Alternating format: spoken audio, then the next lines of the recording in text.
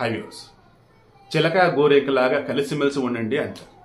అసలు చిలక గోరింక కలుస్తాయా? మీరు ఎప్పుడైనా చూసారా? ఇక్కడ ఏంటంటే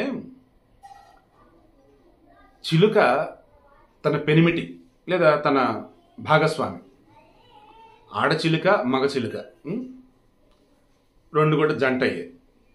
ఆ తర్వాత ఈ జంటలో మగ చిలుక మరణించిన ఆడచిలుక మరణించిన మిగిలి ఉన్న ఒకళ్ళు ఉన్నారే, దట్ మీన్స్ ఒక చిలుక ఉందే, ఆ చిలుక ఇంకా వేరే చిలుక దరిదాపు కూడా వెళ్ళదట. సేమ్ గోరింక కూడా అంతే.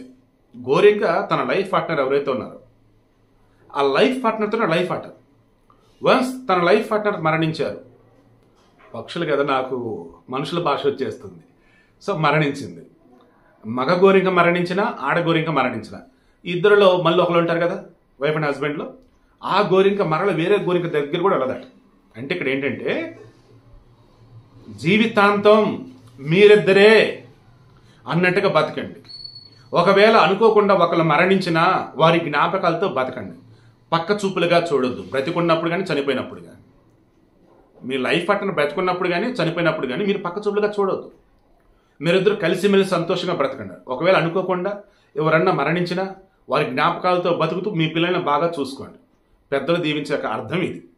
సో చిలక గోరింకలా బ్రతకండి అంటే చిలుక వెళ్ళి గోరింకం చేసుకోవడం, గోరింక చిలకం చేసుకోవడం కాదు.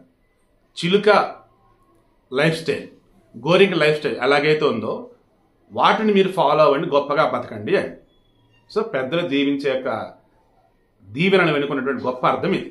సీరియస్లీ మన తెలుగులో, మన భారతదేశంలో ప్రతి మాటకి, ముఖ్యంగా మన హిందూ ధర్మంలో దీవించే దీవెనలకు సంబంధించి ప్రతి దాని వెనుక గొప్ప సైన్స్ అన్నది ఉంటుంది.